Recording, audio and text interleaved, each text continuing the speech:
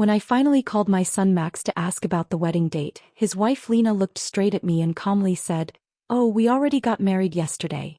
We only invited a few very important people." Her words felt like the ground disappeared under my feet. For 3 years I had covered their $500 rent every month, bought their furniture and kept their kitchen full when they were struggling, yet somehow I didn't count as important. I stood there in my own living room holding my phone so tightly it felt heavy, while Max avoided looking at me and Lena relaxed on the sofa I had paid for. The soft pink dress I had chosen for her wedding was still hanging in my closet with the new shoes, along with my hopes of being part of my only son's big day, and I had even spent $200 on it thinking I'd be in their photos that would never include me. For weeks I had carefully planned everything, saved $1,000 for their gift, called my sister Diana in Chicago to share the happy news, and cleaned my house from top to bottom, believing they might celebrate here afterward. All of that disappeared in one moment because of those simple but painful words. When Max finally spoke, he said it was a small and private ceremony with only a few people, but I later saw the pictures online and knew that wasn't true. I saw Lena's parents smiling beside them, her family raising glasses, and her beautiful white dress, which I had helped pay for with the $800 I gave her not long before.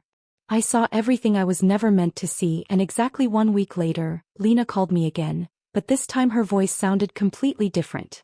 When I finally called my son Max to ask about the wedding date, his wife Lena looked straight at me and calmly said, "Oh, we already got married yesterday. We only invited a few very important people." Her words felt like the ground disappeared under my feet. For 3 years I had covered their $500 rent every month, bought their furniture and kept their kitchen full when they were struggling, yet somehow I didn't count as important. I stood there in my own living room holding my phone so tightly it felt heavy, while Max avoided looking at me and Lena relaxed on the sofa I had paid for. The soft pink dress I had chosen for her wedding was still hanging in my closet with the new shoes, along with my hopes of being part of my only son's big day, and I had even spent $200 on it thinking I'd be in their photos that would never include me. For weeks I had carefully planned everything, saved $1,000 for their gift, called my sister Diana in Chicago to share the happy news, and cleaned my house from top to bottom, believing they might celebrate here afterward. All of that disappeared in one moment because of those simple but painful words. When Max finally spoke, he said it was a small and private ceremony with only a few people, but I later saw the pictures online and knew that wasn't true. I saw Lena's parents smiling beside them, her family raising glasses, and her beautiful white dress, which I had helped pay for with the $800 I gave her not long before. I saw everything I was never meant to see, and exactly 1 week later, Lena called me again, but this time her voice sounded completely different. And I kept asking myself, what was all of this for if in the end I was treated like someone who didn't even matter on my own son's wedding day? That night after the call ended, I sat on the edge of my bed and cried. But these were not quiet tears of sadness. They were tears filled with anger, long-held hurt, and years of keeping everything inside. I cried remembering every moment they made me feel like my care was too much, my visits were inconvenient, and my only real value was the help I gave them. I cried for the mother I had slowly forgotten, for the woman who tried so hard to be needed by people who never truly appreciated her. When morning came, I felt different, not just wounded but strangely clear and firm. I looked at myself in the mirror and saw the same tired face and the same lines from years of giving without limits. But this time there was a new strength in my eyes, a quiet decision that had been waiting for a long time. I made my usual morning coffee like I had done for decades, but for once I didn't reach for my phone to check on Max or hope for a message that would fix everything. For the first time in many years I put myself first. I sat at the table where I had always planned their surprises, sorted their bills, and held back tears when they ignored me. But that day the table became the place where something new began. I opened my checkbook and bank papers and started adding everything up, because I wanted to see the truth in numbers. The rent alone, $500 a month for 3 years, was $18,000, then food and daily needs came to about $7,200, and gifts for birthdays, holidays, and special days added at least another $3,000, and that was only part of what I had given. When I continued adding everything up, the numbers felt unreal: $800 for Lena's health needs, $2,500 for the car they promised to return, $600 for fixing their air conditioner, and $1,200 for the furniture in their living room, and when I reached the final total it came to $33,400, the full price of my kindness. That money had come from my late husband's savings, from my pension, and from the small amounts I had carefully saved over many years of honest work, and seeing it all written down made my chest feel heavy. It hurt to realize how much I had given just to keep two grown people comfortable who couldn't even show me simple respect. When my phone rang and Max's name appeared, my old habit was to rush and answer, hoping for kind words or an apology, but this time I let it ring again and again until it stopped, and I calmly went back to my coffee. A few minutes later, Lena tried to call and I ignored that too, and when Max sent a message asking me to reply, I quietly deleted it without a second thought. Later that afternoon, I decided to go outside for a walk, something I hadn't done in a long time without running errands for them, because before it was always the bank, the store, or the pharmacy for their needs. But that day I walked just because I wanted to. I passed the park where I used to take Max when he was little and remembered the boy who once held my hand and said I was the best mother, and I wondered when I had started mixing love with money and thinking I had to pay to be cared about. When I reached the bank, a place I had visited too many times for their sake, I stopped for a moment before going in, and the manager, Mr. Klein, who had seen every one of my transfers over the years, welcomed me inside. I went straight to his office and told him I wanted to stop the automatic payments, and when he asked if I was sure and what had changed, I simply told him with a calm I had never felt before, that I had finally learned to see things clearly. I told Mr. Klein that I wanted to cancel everything and also asked him to explain how I could secure my accounts, because I no longer wanted anyone else to have any access to my money. While he was taking care of the paperwork, my phone kept ringing again and again, first Max, then Lena, then Max once more, as if they somehow sensed that their easy support was about to disappear, so I finally turned the phone off completely. When Mr. Klein handed me the documents, he gently said that over the years he had seen how much I had done for my family and hoped no one was forcing me into this decision. And his words touched me deeply because a man who only knew me through bank visits showed more real concern than my own son had in a long time. I told him I wasn't being pushed at all, and that for the first time I had simply stopped pushing myself. When I walked out of the bank, I felt lighter than I had in years, as if I had left a heavy weight behind, and for the first time in a very long time, my money truly belonged only to me.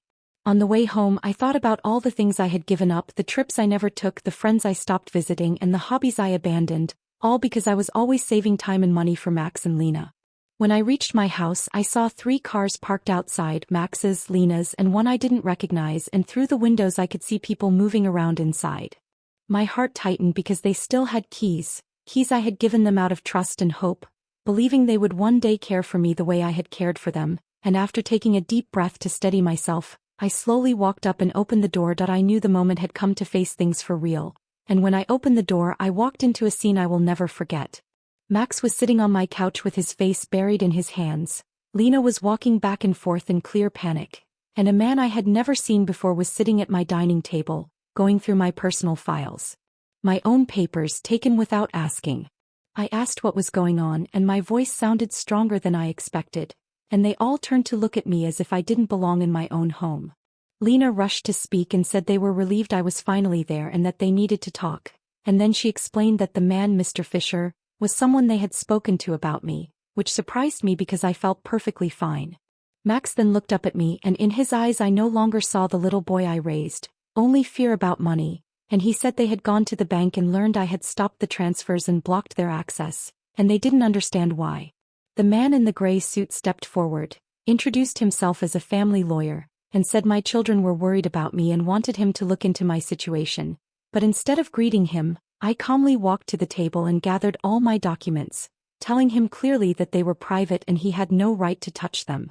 Max then spoke in a tone that sounded more like a lecture than concern, saying they were only worried and that my recent actions, especially cutting them off without explanation, seemed strange to him. They said I wasn't returning their calls and that this only made them more worried. And then Lena walked closer and tried to take my hand with that sweet voice she only used when she wanted something.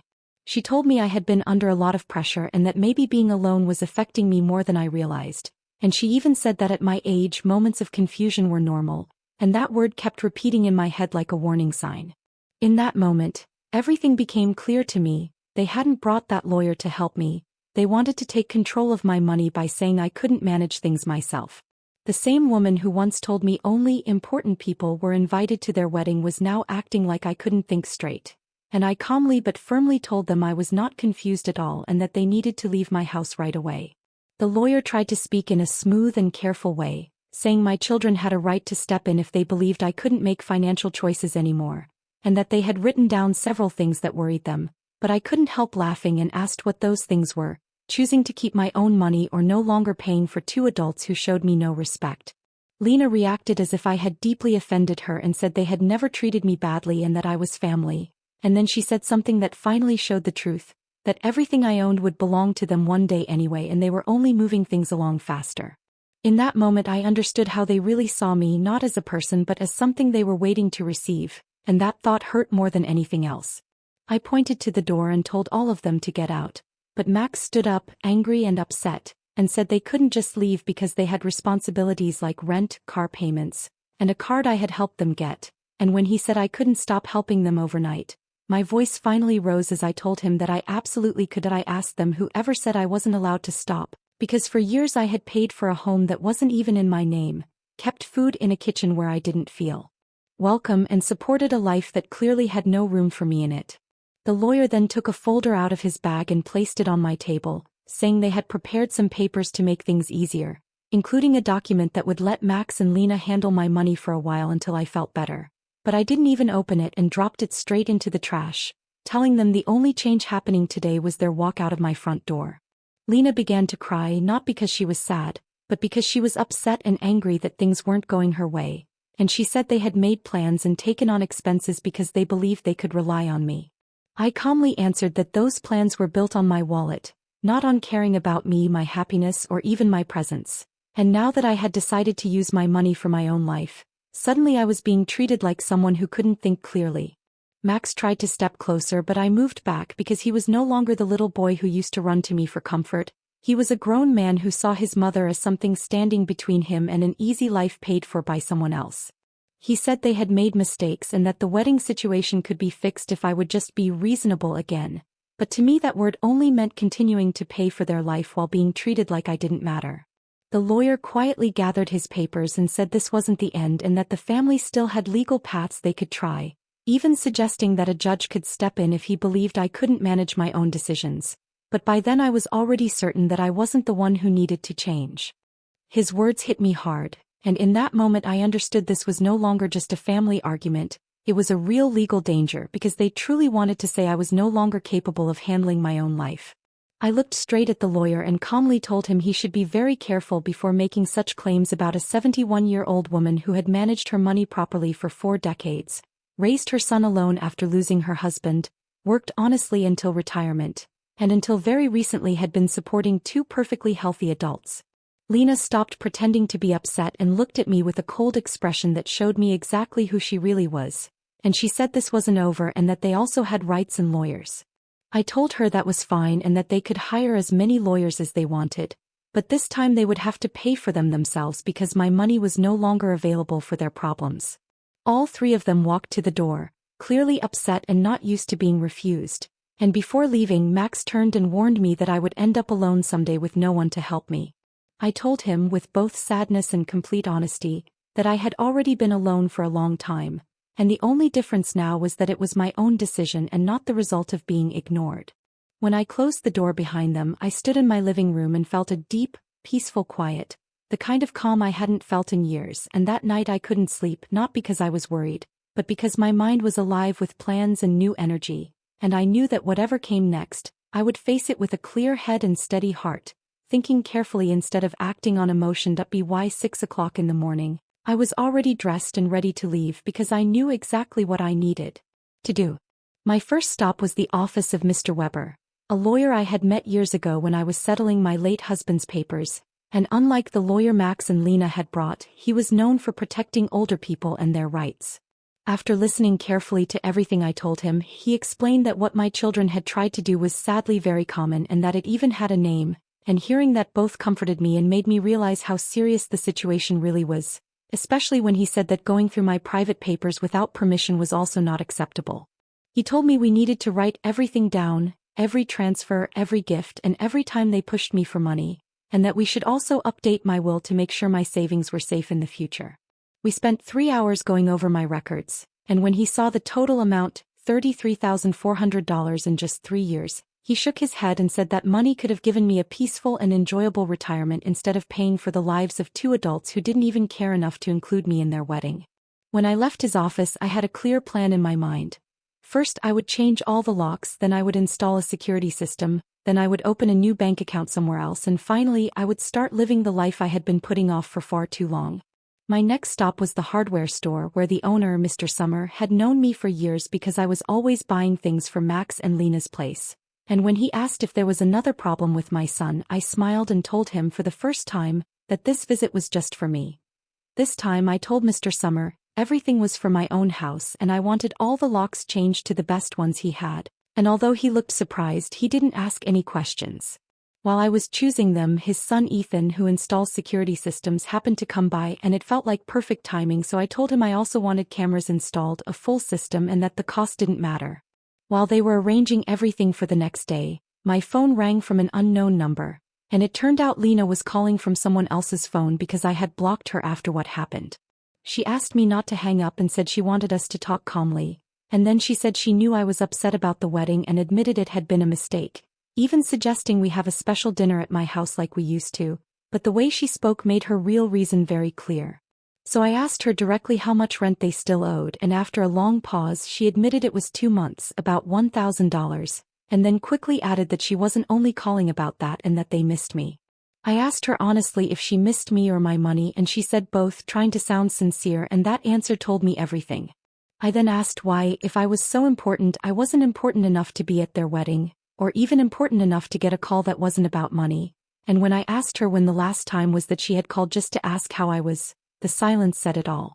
I calmly told her that for 3 years they had treated me like a walking wallet instead of a person, that they only remembered me when they needed something, and now that the support had stopped, suddenly they were talking about love, and before she could continue I ended the call because there was nothing left to explain.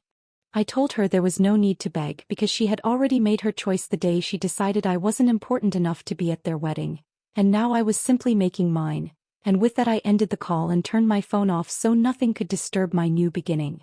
That afternoon I went to the beauty salon for the first time in over a year, because I had always cancelled before whenever Max or Lena had some urgent problem or whenever the money I saved for myself suddenly became their emergency. My favorite stylist, Cynthia, was surprised to see me and joked that she thought I had forgotten them, and I told her I hadn't forgotten, I had just forgotten that I also deserved some care. I treated myself to everything, a fresh haircut, color, and a full set of simple beauty care, and for the first time in years I spent money on myself without feeling even a little guilty. While she worked, we talked about her life and her plans, and it felt so good to have a conversation that wasn't about someone else's problems. When she finished, she smiled and said I didn't just look nice, I looked lighter and happier, and when she asked what had changed, I told her I had finally learned how to say no. When I got home, I noticed a car I didn't recognize and felt a quick moment of worry, but then I saw an older woman sitting on my porch steps, and she introduced herself as my neighbor, Mrs. Brooks, saying she had heard loud voices the day before and wanted to make sure I was all right. Her simple kindness touched me deeply, and I invited her in for coffee, telling her that I had quite a story to share. While I prepared the coffee, I told Eleanor everything that had been happening, and she listened quietly without interrupting, only nodding now and then, and when I finished I could see tears in her eyes. She told me that I had done the right thing and shared that she had gone through something very similar with her own daughter years ago, because she also believed it was her duty to support her child's adult life and was afraid that love would disappear if the money stopped. She explained that when she finally stopped helping financially, things were very hard at first, with angry words and attempts to make her feel guilty, but after some time her daughter came back, truly sorry, and now they had a real relationship based on care instead of money. Hearing that gave me hope and made me feel more certain about my decision, and when I asked if she thought Max and Lena would ever understand, she answered honestly that maybe they would and maybe they wouldn't, but that it was no longer my job to worry about that and that my job now was to live my own life. That night, for the first time in 3 years, I went to bed without worrying about their rent, their food, or their small wants, and instead I thought about myself, my plans, and my future, and I slept more peacefully than I had in a very long time. The next morning, right at 8 o'clock, Ethan and Mr. Summer arrived to change the locks and set up the security system, and I watched them work with a calm heart, knowing I was finally protecting both my home and my peace. While Ethan and Mr. Summer worked on the cameras and locks, my phone kept ringing from unknown numbers. Lena was still trying to reach me using different phones, but I had learned a new skill. ignoring calls that didn't serve me. Mrs. Richter, Ethan said as he adjusted a camera, this system will give you total peace of mind. You can see who comes to your house from your phone even when you're away, and if anyone breaks in, the police get an alert automatically. The irony wasn't lost on me. I was installing a security system to protect myself from my own son, but it didn't sting the way it might have before. It was just a practical step to safeguard my peace. While they worked, I decided to do something I hadn't done in years. Call my sister Diana in Chicago.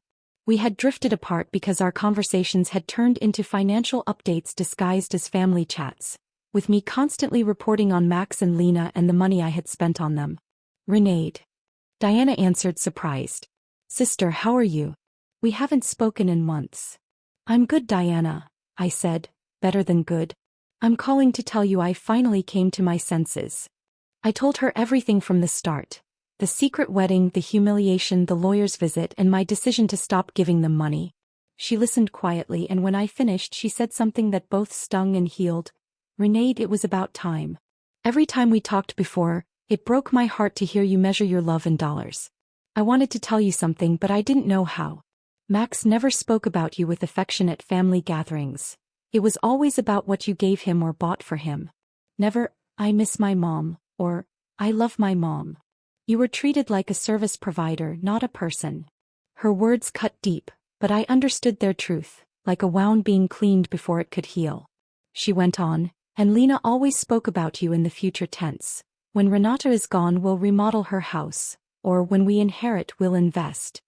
The realization hit me hard, but it also confirmed that I had finally chosen the right path for myself.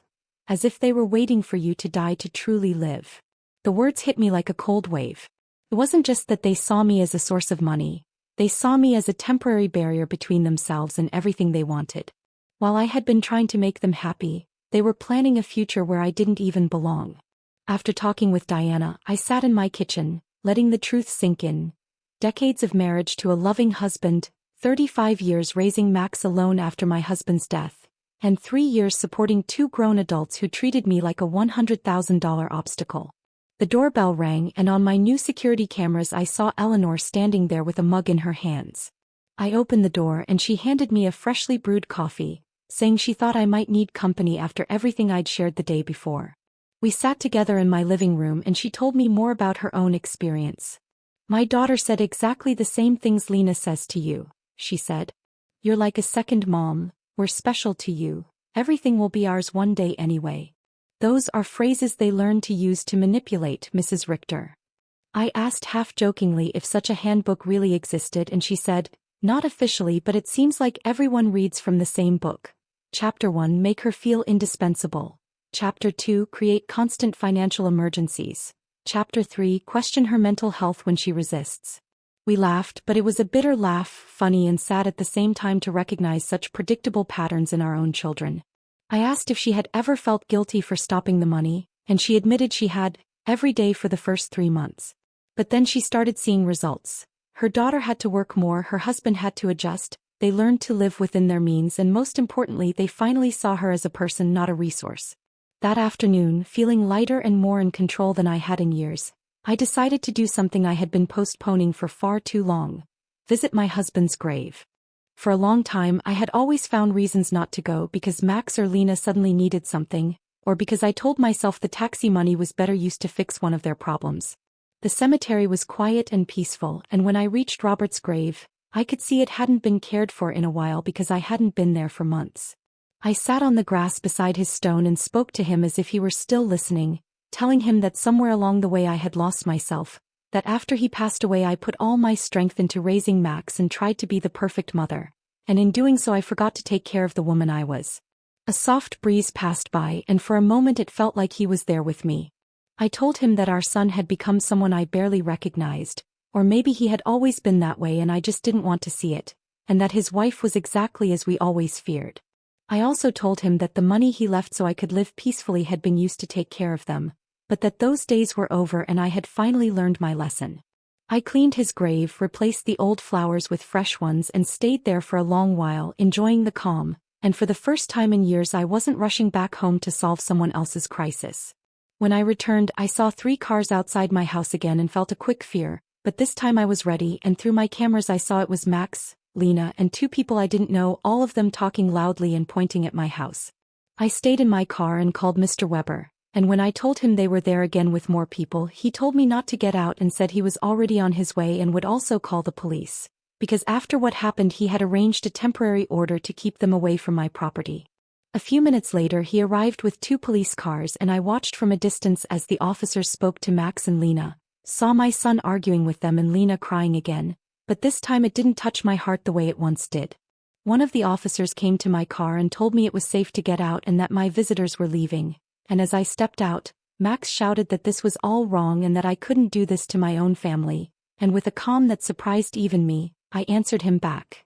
Family does not threaten to take away your rights, and family does not walk into your home without permission, and it certainly does not treat a mother like a bank account. And when Lena shouted from across the street that I would pay them everything they claimed I owed because of shared bills, Mr. Weber stepped in and calmly told her that from now on all contact had to go through his office and that she should speak to a lawyer before making demands, because he had full records of every payment I had chosen to make over the past 3 years.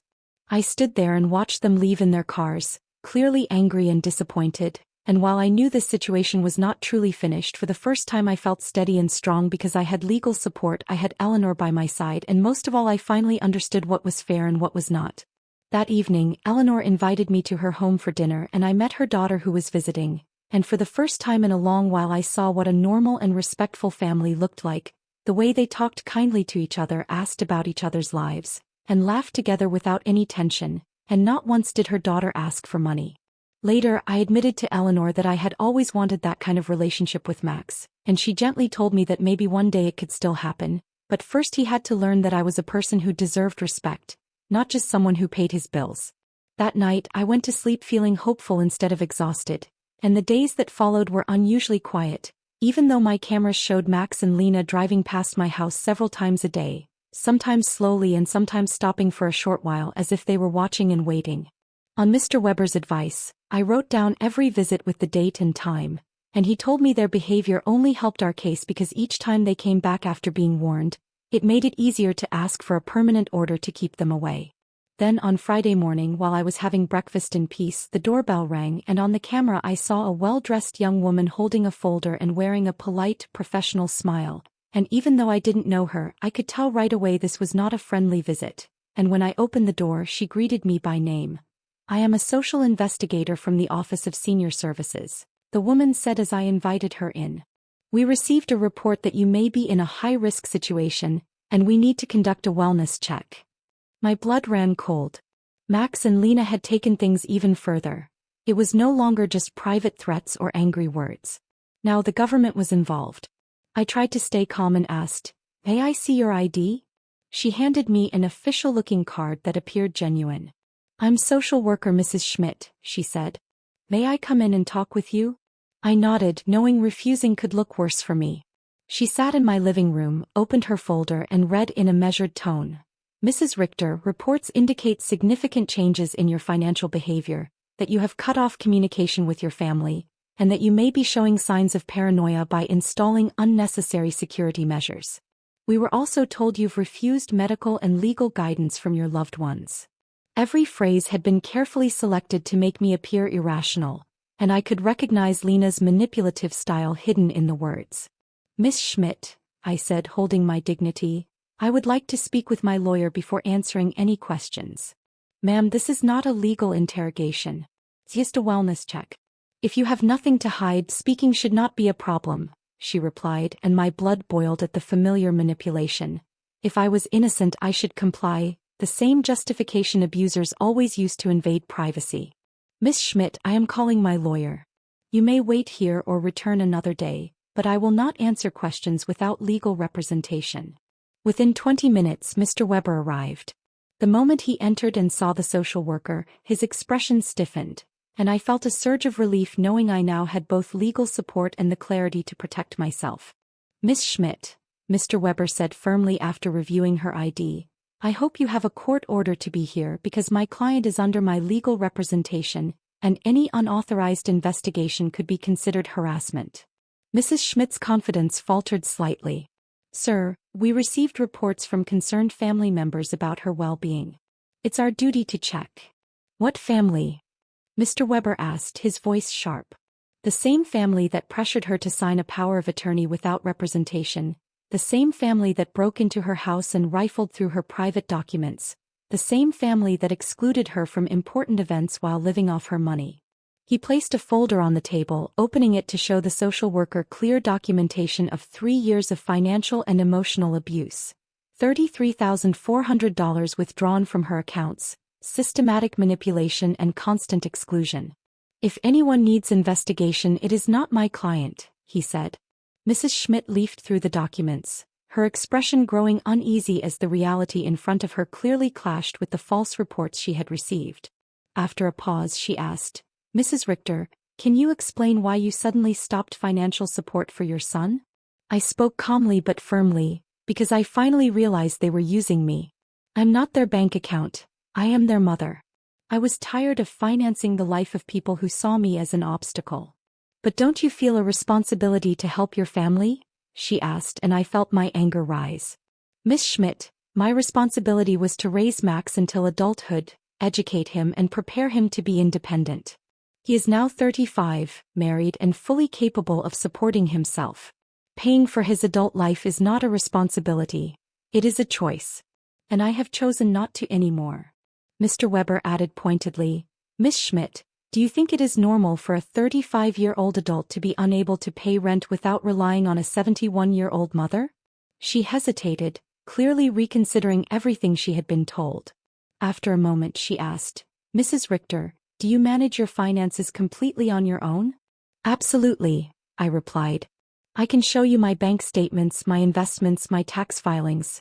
Everything is in order. I live independently and responsibly. My life is fully under my control. I explained calmly that my home was clean, that I took good care of myself, drove my own car and had friendly, healthy relationships with my neighbors, and when she asked if I took any medicine, I told her only vitamins and the occasional pain reliever, nothing else, because I had no medical problems that required treatment. Mr. Weber added that I had recently gone through full medical checkups as part of our legal process and that the doctors confirmed I was in excellent physical and mental condition. Mrs. Schmidt closed her folder and said that based on our conversation and the documents she reviewed, she saw no reason for concern and would close the case immediately.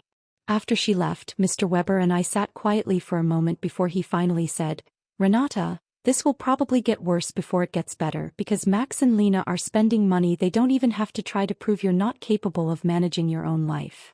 I asked if that meant they were desperate and he said yes, very much so, and explained that they might even try to file a legal case which would be expensive and difficult, but still possible if they found the right people to support them, and the thought of someone trying to take control of my life and my finances made my stomach tighten.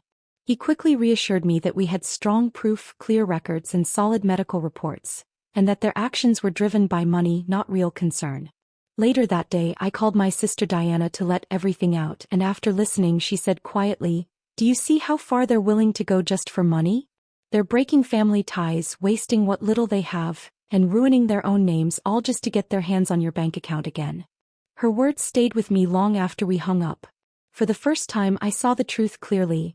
Max and Lena had already shown me who they really were. There was no road back, no chance for a sincere reconciliation, because in their eyes I had never truly been a mother or a respected member of the family. I had been a walking wallet, nothing more. Strangely, that realization, as painful as it was, also set me free. I no longer questioned my choices or felt guilty for protecting myself. They had proven through their own actions that my well-being mattered less to them than my bank balance. That evening, Eleanor came over with a surprise. She brought a few friends from her garden club to meet me. Renata, she said warmly, these are Cynthia, whom you already know from the salon, and this is Maria, Carmen, and Alfreda. As we sat together, I learned that each of them had faced their own version of the same heartbreak. Maria had finally drawn a line with a brother who only called when he needed money. Carmen had stepped away from a daughter who visited only with her hand out. Alfreda had rewritten her will after discovering her grandchildren spoke about her as if she were their future inheritance plan. As we talked, I admitted what hurt me most was not the money I had lost, but the painful discovery that the love I believed in had never really been there. Alfreda, with the calm wisdom of her 80 years, took my hand and said, "True love can't be bought. If you had to pay for it, it was never love to begin with." Her words felt like a healing balm on an old wound. She was right. I had paid for attention, not affection. I had financed an illusion. Then I said something that surprised even me. "I've realized that being lonely among people who don't truly love you is far worse than being alone. At least now, when I am by myself, I am in honest company." We laughed, raised our glasses, and toasted to new beginnings. Later that night, after everyone had gone, I sat alone in my garden under the quiet sky.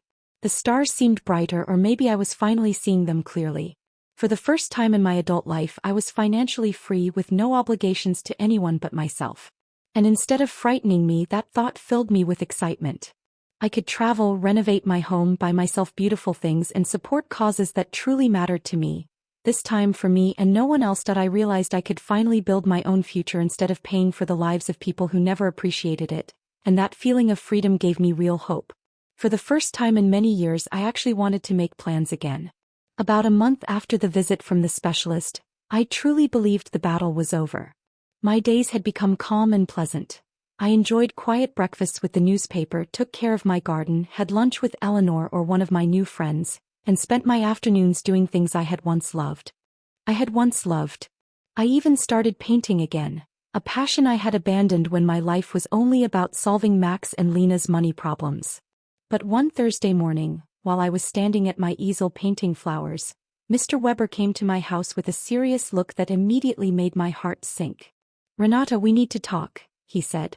"Max and Lena have officially filed a case in family court. They are asking the judge to declare you incapable of managing your own affairs and to appoint a legal guardian." The words felt heavy and frightening, even though I had known this could happen. I asked him quietly if that meant they could take control of my finances, and he told me that if a judge agreed with them, Max could be given full authority over my money.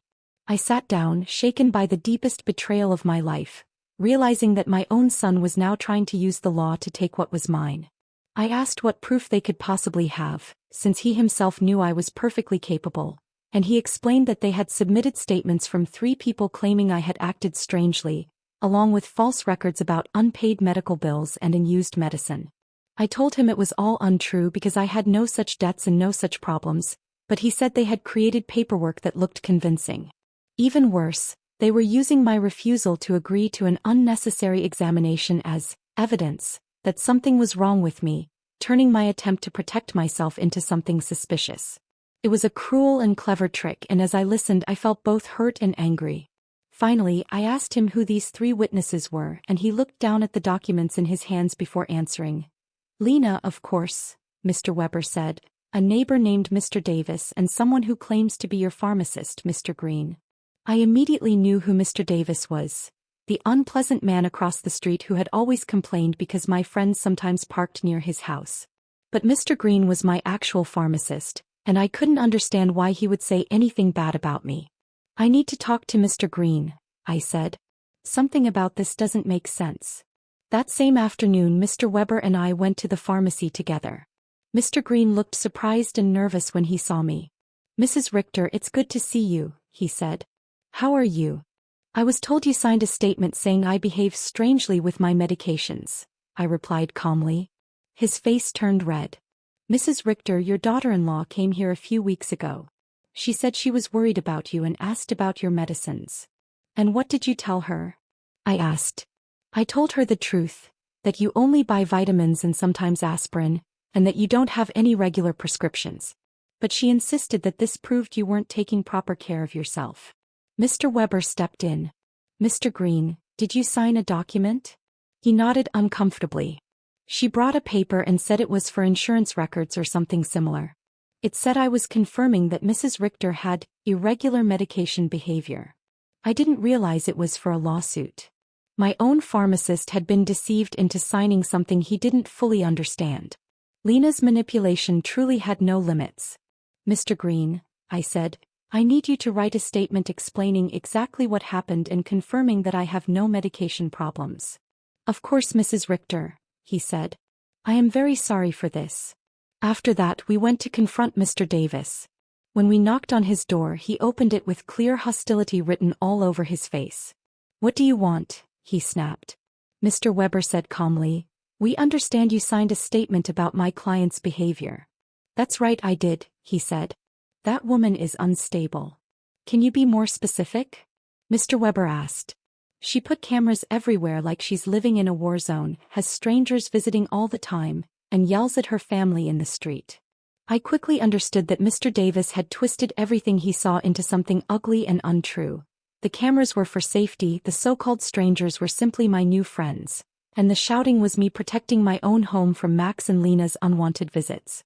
When I tried to explain this to him, he only laughed and said he didn't care, and when I told him the cameras were to protect myself from my own son and daughter-in-law who had entered my house without permission and tried to pressure me, he coldly replied that this was exactly what an unstable person would say, making it clear there was no point in arguing with him. That evening, Mr. Weber and I carefully planned our next steps, and he told me we needed an independent medical evaluation from a trusted specialist to officially prove my mental fitness, which made me nervous because I feared Max and Lena might somehow influence the system, but he reassured me that while the system isn't perfect, strong evidence still matters. The very next day I met Dr. Moore, a calm and sharp-minded woman who spent nearly 2 hours asking me questions, testing my memory, judgment, and understanding of everyday matters, and even giving me small logic and number problems to solve. In the end, she smiled and told me my results were not only normal but excellent for my age, and that from everything she had seen, this looked like a clear case of older person financial exploitation, which sadly happens more often than people think. I left her office feeling both relieved and heavy-hearted, because while it was comforting to have professional proof that I was perfectly capable, it also meant this legal battle was very real. That same afternoon, Eleanor gathered our friends from the garden club, and when I told them about the lawsuit, they were furious in my defense, and Maria spoke for everyone when she said they would all stand up and speak for me if needed.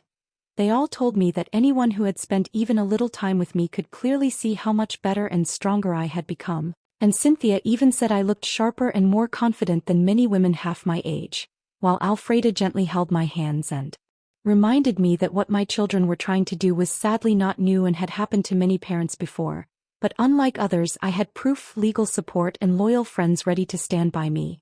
And her words made me realize I wasn't facing this alone because I had a whole circle of strong women who had seen my change with their own eyes. I admitted that the most painful part was knowing Max and Lena were willing to destroy any chance of fixing our relationship just for money, and even if I could forgive them, there was no way to return to how things were, and Cynthia said maybe it was better because now I finally knew who they really were and could move forward without illusions.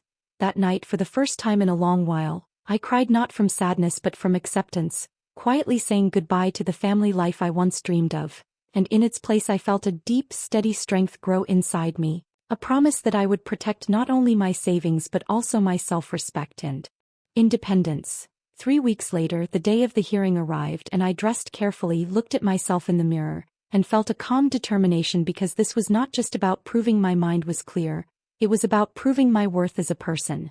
And Mr. Weber arrived early to remind me that they had to prove their claims while we only had to show the truth, and he reassured me that the judge was known to be fair and serious about protecting older people. When we reached the courthouse, and I saw Max in a new suit and Lena dressed in dark clothes, it felt like the final chapter of our old family story was about to be written, and I was finally ready to face it without fear. When our eyes met, Max quickly looked away, avoiding me, but Lena held my gaze with a cold, businesslike stare that made it clear this was nothing personal for her. It was about money. Their lawyer, an older man with an air of confidence that comes from winning cases like this, began his opening statement. His goal was obvious: make me look confused, vulnerable, and manipulated by outsiders while painting my independence as a dangerous decline. "Your Honor," he said in a steady, solemn voice, "Mrs. Renata Richter has shown signs of mental decline. She cut off financial support for her family without explanation, installed excessive security systems out of paranoia, and isolated herself under the influence of neighbors and attorneys who have taken advantage of her vulnerable situation." Every phrase was carefully crafted to turn my self-protection into weakness and my assertiveness into delusion. Then they called their witnesses. Lena went first, putting on a performance that could fool anyone. She cried, describing me as hostile, paranoid, and cut off from the family that supposedly loved me. "Your Honor," she said, voice shaking, "Renata has always been like a second mother. Her mental decline is heartbreaking. We just want her to get the care she needs. But when Mr. Weber began his cross-examination, her story started to unravel. Mrs. Schuster, he asked, when was the last time you called my client without asking for money? Lena hesitated. Well, we always talked about many things. Can you give a specific date? I don't remember exact dates. Is it true that you got married without inviting my client? Lena faltered. It was a very small ceremony. And is it true that when she asked about the wedding, you told her only special people were invited? Lena's face flushed. She had no convincing answer. Then Max took the stand. Watching him swear to tell the truth while planning to lie about my mental state hit me harder than anything before. This was the son I had raised alone, the boy I had sacrificed everything for, now standing there ready to misrepresent my life. My son spoke first, trying to make it sound like I had changed for the worse. My mom has always been generous, he said, but lately she's become unpredictable and irrational. We think people around her are influencing her. When Mr. Weber began cross-examining him, the truth started to surface. Max, how much money have you received from your mother over the past 3 years? Max fumbled. I don't know the exact amount. $33,400. Does that sound accurate? Max hesitated. She's always been generous, maybe. And how many times have you visited her without asking for money? Silence. Then Mr. Weber asked about the incidents at my house. Breaking in, looking through my documents, bringing in a lawyer to push a power of attorney. Max's answers were weak and evasive, and he couldn't explain why a 35-year-old adult needed his 71-year-old mother to pay rent. Mr. Davis, the neighbor, admitted under questioning that he had never spoken to me and only reported what he observed superficially. Dr. Lehman tried to claim that my refusal to take an evaluation proved decline, but Mr. Weber presented Dr. Moore's thorough cognitive tests, showing my mind was sharp. Then our witnesses spoke. Mr. Green, my pharmacist, explained he had been misled into signing false statements about my medications. Dr. Moore confirmed my excellent mental health. Mr. Summer from the hardware store testified that my financial decisions were deliberate and rational. Eleanor and my garden club friends described my clarity, independence, and healthy social life. Finally, it was my turn. I stood tall at the witness stand, carrying 71 years of life, experience, and lessons learned. Mr. Weber guided me as I recounted the full story, the care I had taken, the $33,400 I had spent, and the strength I had discovered in finally protecting myself. I told the court about everything I had been through, the shame of not being invited to the wedding, the constant pressure, the way my privacy was crossed, and the legal threats that followed. Then Mr. Weber asked me calmly why I had stopped giving money to my son and his wife, and I answered clearly that I finally realized what I was receiving was not real love, but a one-sided deal where my money mattered more than I did. When asked if I regretted it, I said my only regret was not doing it sooner. Their lawyer tried to confuse me during his questions, but I stayed focused and answered each one with confidence. And when he suggested my new friends were controlling me, I explained that for the first time in years I had relationships based on respect, not on money. In his final speech, their lawyer claimed I was being influenced, but Mr. Weber responded strongly, saying this was not about a weak woman, but about someone who had finally stood up after years of emotional and financial pressure, and that there was no real medical proof against me, only anger over lost access to my money.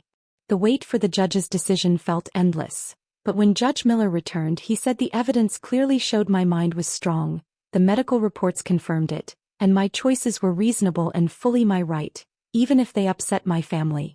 Then he added that the case seemed driven by money, not concern, and he rejected the request completely. In that moment, I knew I hadn't just won a case, I had reclaimed my freedom and self-respect. Outside the courthouse, I saw Max and Lena arguing with their lawyer. Lena looked at me with cold anger and walked away, and Max looked back once as if he might feel sorry, but by then, everything between us was already over. That evening, Ella Lehner organized a small celebration at my home with our friends.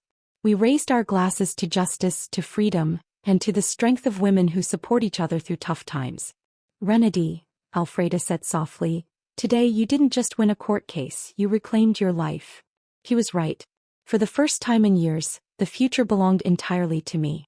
I could travel, create, love, and live without fear, guilt, or manipulation. 3 months later, I sold my house and moved into a lovely apartment near the city center.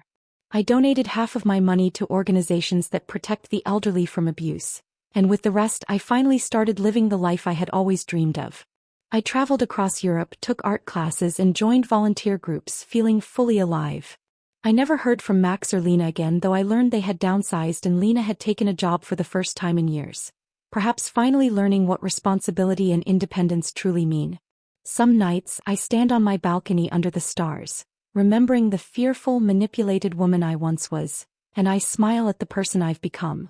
That woman is gone, replaced by someone who knows an essential truth.